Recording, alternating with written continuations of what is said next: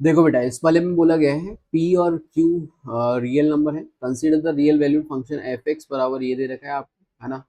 और Q positive है, A1 A2 A3 और A4 जो है वो AP में है, विद मीन जो है वो P दे रखा है, पॉजिटिव कॉमन डिफरेंस है और ये सारी चीज़ें ना दे। अच्छा, इसका A1 A2 डालोगे अप टू A4 तो ये वैल्यू 500 ही रहती है। Then the absolute difference between the root of F X बराबर 0।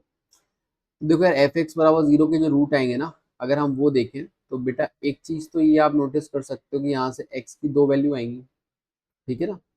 दिस इज इक्वल टू 0 करोगे तो q इधर हो गया, और फिर स्क्वायर रूट लोगे तो plus minus of root q बन जाएगा, एंड देन p प्लस जुड़ जाएगा। तो भैया दोनों रूट दिख रहे हैं आपको, एक रूट ये, इनका डिफरेंस अगर लेते हो, है ना, तो p प्लस रूट q का डिफरेंस ले लिया माइनस इससे, है ना। हमें बेसिकली अल्टीमेटली ये चाहिए। तो ये आप देख सकते हो कि ट्वाइस ऑफ रूट क्यू बनेगा, है ना, ट्वाइस ऑफ रूट क्यू बनेगा। तो हमें क्यू की वैल्यू निकालनी है मोटा।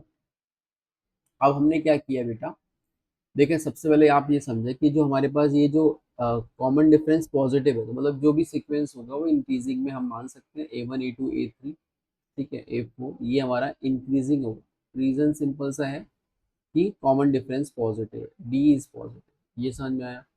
चलो एक बात तो ये होगी। उसके बाद उन्होंने बोला कि मीन जो पी है, तो मीन जाहिर सी बात है यही कहीं आएगा, है ना, बीच में आएगा A2 A3 के, ठीक है। यहाँ पे मीन अपना कहीं आएगा। अच्छा, मजे की बात क्या है, मीन से अगर आप नोटिस करें तो इसकी डिस्टेंस और इसकी डिस्टेंस सेम ही रहेगी, सेम।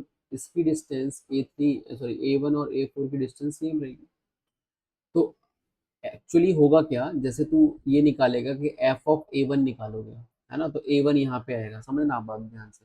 A1 में से फिर इसका डिफरेंस, जैसे एक x आया, ठीक है, फिर आप देखोगे A4 डालोगे तो A4 में से इसका डिफरेंस, तो ये माइनस एक्स है। मतलब वैसे देखें अगर नंबर वाइज, है ना, अगर ये 3 है तो ये -3 आएगा, बट अल्टीमेटली स्क्वायर करने पर ये एक्स स्क्वायर ही हो जाएगा, तो कोई फर्क नहीं पड़ेगा, ठीक है। और ये क्यू और पी तो सभी के लिए सेम है। तो मेरे आप यहाँ से एक ऑब्जर्वेशन तो ये करके ले जा रहे हो, एफ ऑफ A1 की जो वैल्यू आएगी, ऑफकोर्स मॉड वाले की, ठीक है, वो एफ ऑफ A4 के बराबर आएगी।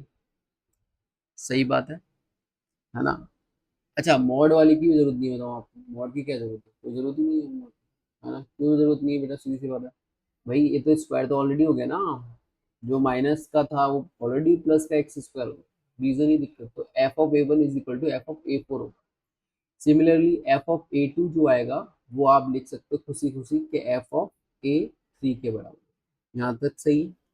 तो अपन ने क्या करा, ये चीज यहाँ से निकल के आ चुकी है ना। अब अपन देखो क्या करने वाले हैं, किसी की भी वैल्यू लिख लेते हैं, जैसे एफ ऑफ A1 की लिख ली, है ना, तो एफ ऑफ A1 की यहाँ लिखोगे तो बेटा क्या आएगा, A1 माइनस पी का स्क्वायर माइनस क्यू, ठीक है, दिस इज इक्वल टू का मॉड 500, तो ये प्लस माइनस 500। अब देखो होगा क्या, मैं बता देता हूँ आपको कि प्लस का 500 होगा या माइनस का 500। तो ये होगा बेटा प्लस का 500। बताता हूँ क्यों। ऐसे ही अगर हम इसकी देखें A2 माइनस पी, ठीक है, A2 माइनस पी का स्क्वायर माइनस क्यू, तो ये होगा माइनस का 500।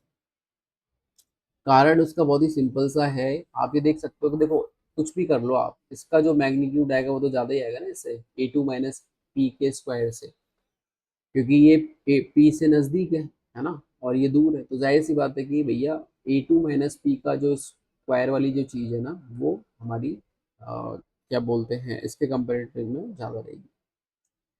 दिख भी रहा है, आप गैप से भी अंदाज़ा लगा सकते हो, है। और उसके अकॉर्डिंग फिर आप ये देख सकते हो बेटा कि ये जाहिर सी बात है, क्योंकि ये तो जुड़ना ही है दोनों तरफ, है ना, चाहे इधर देख लो तो इधर भी जुड़ेगा इधर भी जुड़ेगा। तो अब -500 प्लस 500 में समझ में आ गया होगा किसको 500 देना है और किसको -500। अच्छा, दोनों सेम भी नहीं हो सकते, ये तो क्योंकि दोनों सेम का मतलब क्या, A1 A2 बराबर हो जाएगा, और A1 A2 बराबर हो नहीं सकता, क्योंकि डी पॉजिटिव दे रखे हैं, तो जाहिर सी बात है इनमें कुछ ना कुछ तो डिफरेंस होगा ही होगा। आई बात समझ में। तो यहाँ से बहुत ही इजीली अपन ने कंक्लूड कर लिया कि ऐसी ऐसी व्यवस्था होगी। अब मैंने क्या किया, मस्त इनको ऐड ही कर देता हूँ, रीजन भी क्योंकि मुझे क्यू चाहिए, है ना, तो क्यू तो तभी रहेगा ना जब ऐड करोगे। तो हमारे पास ये देखो A1 माइनस पी का स्क्वायर प्लस A2 माइनस, कितना आएगा बेटा ये A2 माइनस पी का स्क्वायर माइनस का 2Q। इवन इधर तो जीरो हो जाएगा तो इधर ही लिख दो आप 2Q। अब आप एक चीज और नोटिस करो, इतना जब कर ही लिया बेटा आपने, तो इनके बीच का डिफरेंस ऑफकोर्स डी है, इसके बीच का भी डी है, इनके बीच का भी डी है, इनके बीच कितना, डी/2। सही है। तो आप a1 - p देखोगे ना, a1 - p, तो ये देखो डी/2 ये और ये डी, 3d/2, तो स्क्वायर करोगे तो 9d² / 4 हो जाएगा। ऐसे a2 - p के बीच करोगे तो ये d/2, तो d²/4 हो जाएगा। यहाँ से देखो d और q में एक नहीं है। अब d को क्यों इंट्रोड्यूस करा गया आप समझ रहे हो, ताकि ये जो a1 a2 इनसे छुटकारा मिल जाए, क्योंकि अभी तो a1 a2 और p चल रहा है ना, a1 a2 p भी चल रहा है और q भी चल रहा है। और अगर आप अभी देखें तो हमारे पास दो वेरिएबल में चीज आ रही है, तो मैनेज करना ईजी है। तो ये हो जाएगा 10d² / 4, this is equal to 2q। तो ये 2 से 2 तो उड़ा दिया, सॉरी 2 से 5 चला गया, तो यहाँ से अपन d² की वैल्यू देखें तो वो आ जाएगा 4q/5, है ना। तो d² हमने इसलिए निकाले क्योंकि भाई अल्टीमेटली q निकालना है, तो इस तो कहीं सब्स्टिट्यूट करने के लिए रेडी रखना है। तो अब एक काम करो, एक इस वाले में डाल दो आप, है ना। वैसे तो आप अलग अलग करके भी कर सकते हो, ठीक है, इस वाले में डाल दो। a1 - p बेटा अगेन कितना होगा, 3d/2, तो इसका स्क्वायर करेंगे तो 9d²/4 हो जाएगा, ठीक है। और ये माइनस का q बराबर 500 हो जाएगा। सही है, हमें q से मतलब है, तो मैं क्या करता हूँ, d² की वैल्यू सब्स्टिट्यूट कर देता हूँ, तो 9/4 इंटू 4q/5, सही बात है, इज इक्वल टू 500। तो ये 4 से 4 चला गया, तो ये आ जाएगा 4q/5, this is equal to 500। तो q की वैल्यू आ जाएगी इतनी, 2500। और चलो 4 को स्क्वायर रूट ले लिया, रीजन q तो पॉजिटिव है ही, तो बेटा ये मस्त अपना 2√q आ जाएगा, एंड दिस इज 50। ठीक। तो इस तरीके से आप बेटा बहुत आराम से इस क्वेश्चन को देख रहे हो आप। वैसे अगर आप धुआंधार कार्यक्रम चालू करते तो पक्की कैलकुलेशन खूब होती, और थोड़ा एनालाइज करते हुए चीज़ों को चलोगे तो अपना काम हो जाएगा। हमें ये निकालना था, अपना आंसर आ गया 50।